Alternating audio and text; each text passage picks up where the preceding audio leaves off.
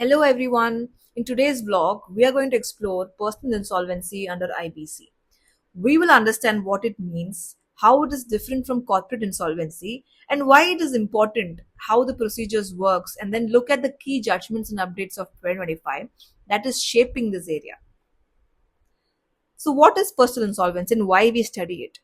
Personal insolvency under IBC refers to the legal framework by which a personal guarantor to a corporate debtor may seek relief or the creditor may initiate insolvency proceedings under Section 95 of IBC, which means a personal guarantor is someone who has guaranteed a loan or credit facility of a corporate debtor, and in case of a default, he may be held liable. We study this because many business loans have personal guarantees. This affects individuals who may become liable if the company fails, and there needs to be some clarity on their rights, duties, and the procedure. Also, personal insolvency helps ensure fairness. The guarantor has the rights to propose a repayment plan and to get a hearing, to object, and also not be mechanically punished. Now let's dive into the legal provisions under IPC. Part 3 deals with individuals and partnership firms, under which Section 95 gives power to creditors to initiate insolvency resolution process against a personal guarantor. So important related rules include insolvency and bankruptcy application to adjudicating authority for insolvency resolution process for personal guarantors to corporate debtor rules 2019.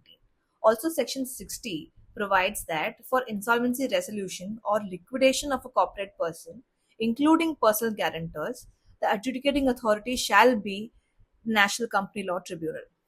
So here's how the process generally works. A creditor who has a financial debt due from the corporate debtor covered by a personal guarantee may file an application under Section 95 against the personal guarantor. The guarantor may propose a repayment plan. If the plan is accepted, they may settle the debt to the creditor's satisfaction. But if the guarantor fails to submit a repayment plan in time, or if the plan gets rejected, then the NCLT may pass an order under Section 115, subsection 2, permitting the creditor to file a bankruptcy application under Chapter 4. Now let's turn to what's new in 2025 and how Section 95 is working in practice.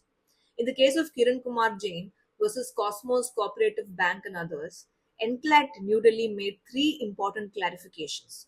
Number one is that an application under Section 95 cannot be rejected just because one guarantor is solvent. Second, that the bank's recovery proceedings, which is pending before the Debt Recovery Tribunal, do not block initiation of Section 95 application. And third observation is that the guarantor is entitled to raise objections and defenses as allowed under IPC.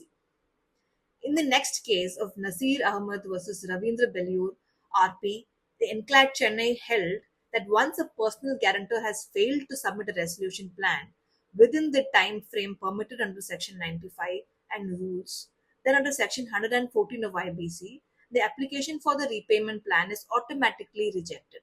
Thereafter, under Section 115, subsection 2, the creditor can proceed to file for bankruptcy of the guarantor. So, this judgment emphasizes the time bound nature of the process for guarantors. Finally, in Canara Bank versus Narendra Mohanlal Surana, the NCLT Mumbai bench held that the approval of a resolution plan for the corporate debtor does not automatically discharge or free a personal guarantor from her or his contractual liability under the guarantee. So, even after the resolution plan is approved, the personal guarantor remains liable unless the plan explicitly deals with or releases the guarantee obligations. And another very significant update of 2025 is the ruling in the case of IDBI Bank versus Hemangi Patel, where the NCLAT upheld that a Section 95 application, which is based on a recovery certificate issued by the DRT, must be filed within the limitation period of 3 years. So, if a creditor files after 3 years from the date of certificate, the application is barred. So, this case clarifies limitation for applications under Section 95 where recovery certificates are involved. Also, there has been an important clarification that pending recovery proceedings do not preclude or operate as a bar for a creditor to initiate proceedings under Section 95 against the personal guarantor. So the guarantor cannot hide behind a pending recovery case elsewhere and then delay Section 95 proceedings.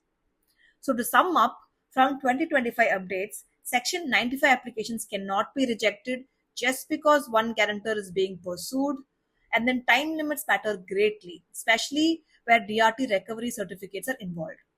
Pending recovery or proceedings before other forums is not complete bar to Section 95 applications, and then approval of a resolution plan for a corporate debtor does not ipso facto relieve or discharge the personal guarantor unless explicitly stated. Understanding personal insolvency under IBC is very essential for anyone who's involved in lending, business guarantees, or legal practice. Because this ensures accountability, provides avenues for relief, and also clarifies that guarantors' obligations will never be overlooked. Thank you for watching, and until next time, keep decoding law with insight and clarity.